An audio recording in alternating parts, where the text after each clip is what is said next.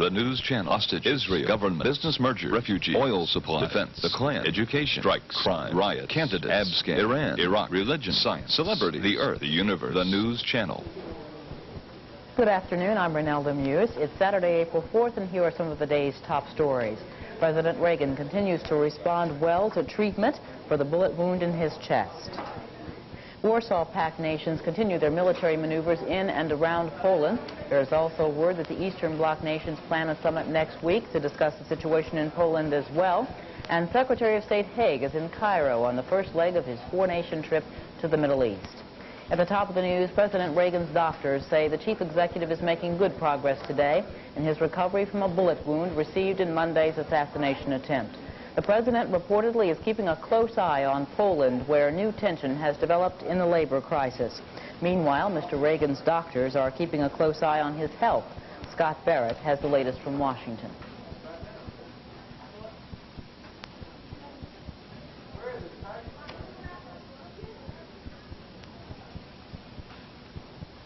We're having trouble getting that report at this moment.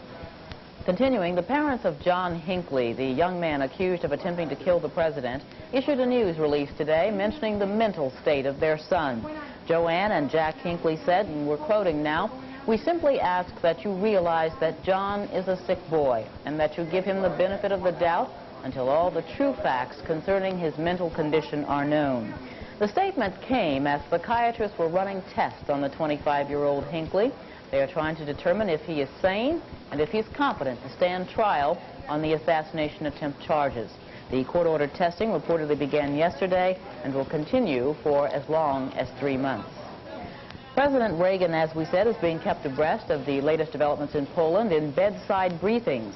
Chief of Staff James Baker and Counselor Edwin Meese were in this morning to tell the president about the emergency summit in Prague, which has been called by the Warsaw Pact countries to discuss the Polish crisis. They also brought him up to date on the stepped-up military maneuvers around the Baltic Sea. The Soviet Union has about 60,000 troops stationed permanently in Poland, and many more were mobilized after the Solidarity Union called off its strike last Tuesday.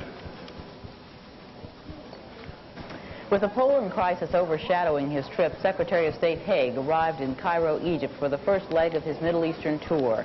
Haig reportedly is prepared to break off his Middle East tour and return home to the United States in the event of a Soviet invasion of Poland.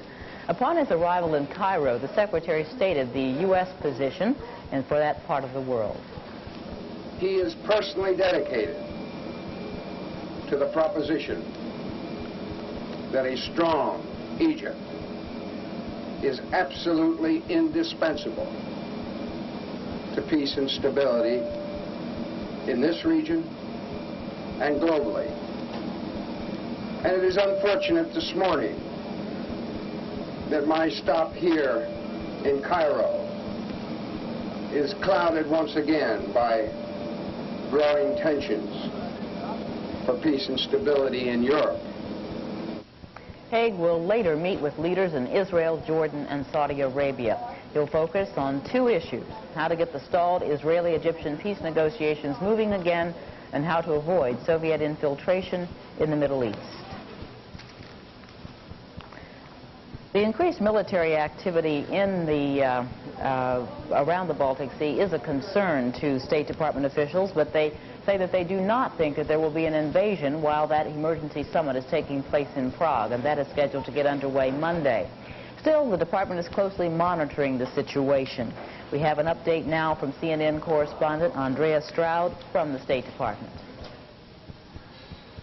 Officials believe that Soviet President Leonid Brezhnev, who is expected to attend the summit meeting starting tomorrow, will pressure Polish leaders to take stronger action against Solidarity, possibly martial law.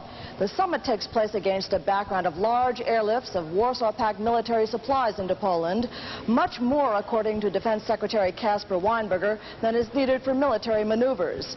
Weinberger, who is visiting U.S. allies abroad, said there is activity consistent with a move to go into Poland and with an expansion of the exercise.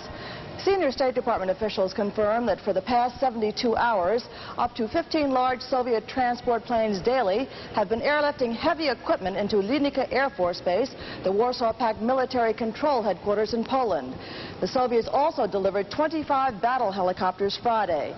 Officials also confirmed that hundreds of thousands of Warsaw Pact troops now are in a maximum state of readiness along Poland's borders, poised for an invasion.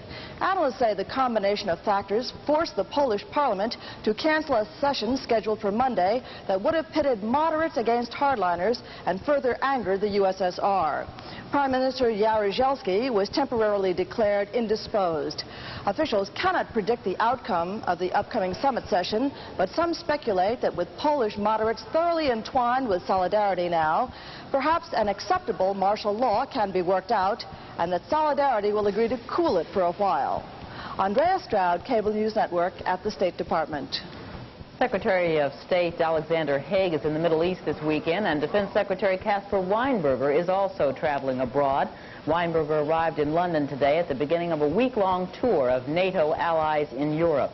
Speaking with reporters, the Defense Secretary warned that an extension of Warsaw Pact military maneuvers around Poland was consistent with a Soviet invasion in Poland. We're quoting now, but he said there are no signs that such an invasion is imminent. Weinberger termed the status of the Poland crisis as, quoting now, still pretty serious. Weinberger also said NATO powers have been working on possible political and economic plans in the event of an invasion of Poland. Minority Leader Senator Robert Byrd today criticized both Haig and Weinberger for leaving Washington in light of the assassination attempt on the president. Senator Byrd said deciding to go ahead with the trips showed what he called very bad judgment at a time when many signs point to an imminent Soviet invasion of Poland.